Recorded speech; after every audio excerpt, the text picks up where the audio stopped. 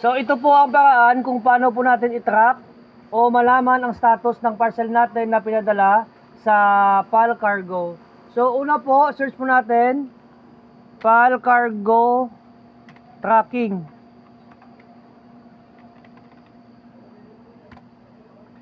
Then piliin po natin yung AWB Tracking. Then dito sa AWB, ilagay po natin ang waybill number ng ating parcel na isi-send ng assistant coordinator or ng dispatcher. So dito po sa upper right nakikita yung air waybill number na ating pong isi-search.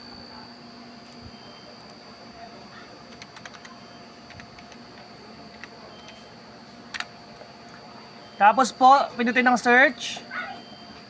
At dito nyo po makikita ang status ng ating mga parcel. So tulad po neto is delivered na po, tapos na. So yun lang po, salamat.